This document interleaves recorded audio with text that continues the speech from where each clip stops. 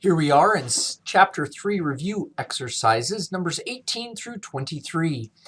As a reminder, if we're going to write equations of a line, we need a slope and we need a point. That's all we need to be able to see and get all the information in an equation. If we write y minus the y value equals m, x minus the x value, and then distribute and simplify, we'll get it down to y equals mx plus b. Alrighty, with that as a background, let's go ahead and do this. Number 18, parallel to, which means we need this slope right here. And the slope there is a negative 2/3 slope, which means parallel now means we want to use that exact same slope. You're like, well, that was silly. What did they say that for? Yeah, well, slope is 2/3. It's for you to know that we use the same slope. So that means we're going to do y minus y1 equals negative 2/3 x minus x1, which is a minus 7. That makes a plus 7. Good. Now let's distribute. We get negative 2/3 x minus 14/3. Add this 2 to the other side, so y is now by itself, and we finish with y equals negative 2/3 x minus 14/3 plus 6/3. Minus 14 plus 6 is minus 8/3. Oh, excellent. Good. Let's draw that circle different so it doesn't crowd out our next problem down there. Number 19, parallel to, all we need this equation for is that slope, and there's a slope right there, and we've got to use parallel, so it's the same slope. Slope is a negative 5/3. So that gives us y minus the y value equals the slope 5/3 x minus 7. Okay, distribute.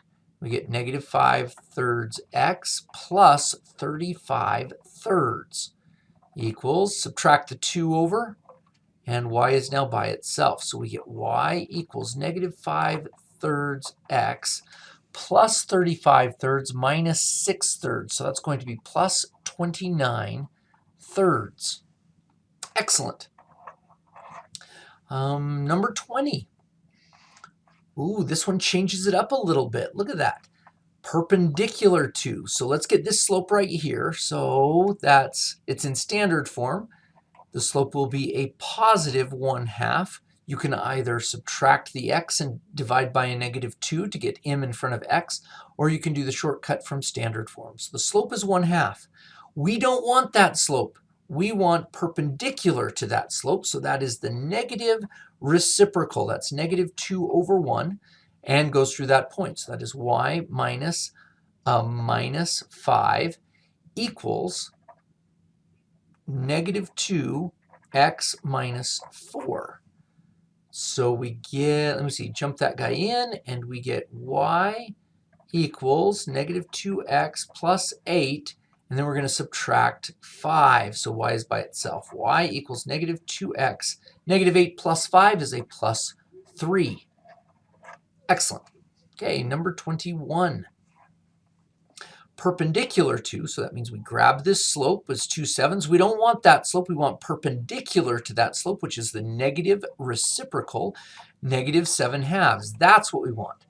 So we get y minus negative 1 equals negative 7/2 x minus 3.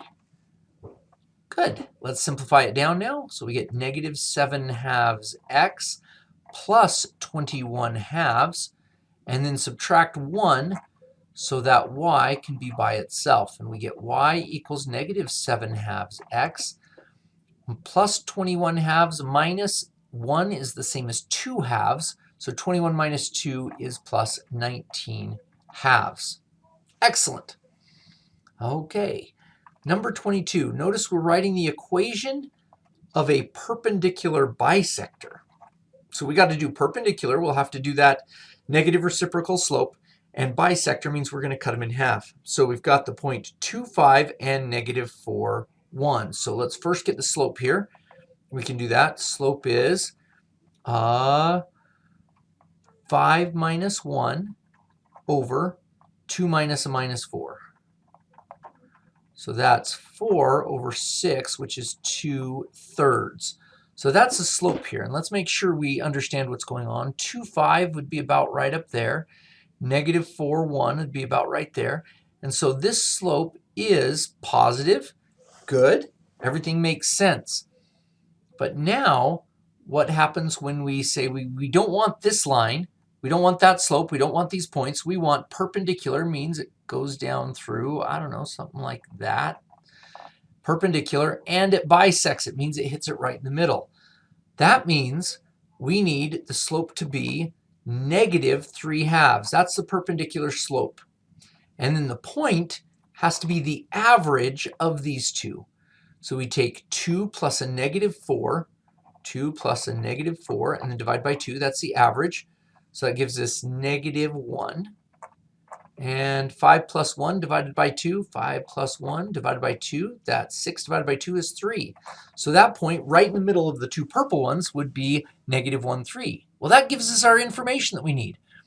Y minus 3 equals m x minus a minus 1.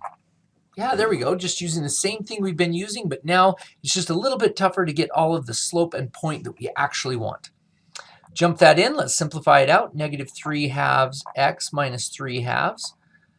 Add that 3 to the other side of the equation so that y is now by itself, and we get y equals negative 3/2 x minus 3/2 plus 6/2. Common denominator, negative 3 plus 6 is a positive 3/2. Good deal. All right, number 23. Let's find the slope of this. Slope is negative 12 minus 4 over 5 minus 9.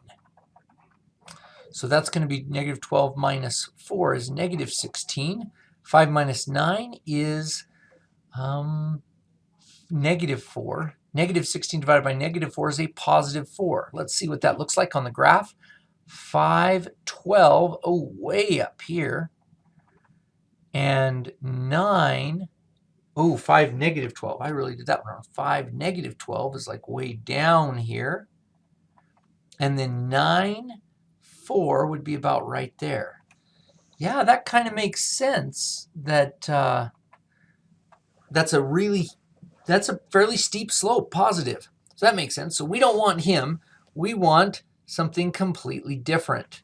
It's going to be, I don't know, something that looks about like that, maybe. So somewhere right here in the middle, let's find that middle point and the slope that we want. So first of all, if this is a positive 4, this slope that we want is a negative 1/4. And then the point, going to be the average of these two. Let's do that. 5 plus 9 divided by 2. That's 5 plus 9 is 14 divided by 2 is 7. So this point is 7. Negative 12 plus 4 divided by 2. That's negative 12 plus 4 is negative 8 divided by 2 is a negative 4.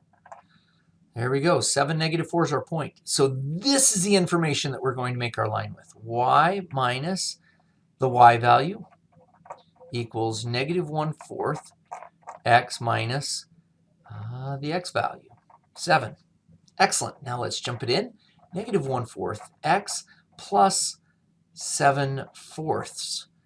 Subtract 4 from both sides, and we get y equals negative 1/4 x. Let's add these two fractions. 7/4 minus 16/4 will give us a negative 9/4. And there we've written the equation of the line. Wow. Notice that once you get the slope and the point that you need, everything else is gone. And that happens through all these equations.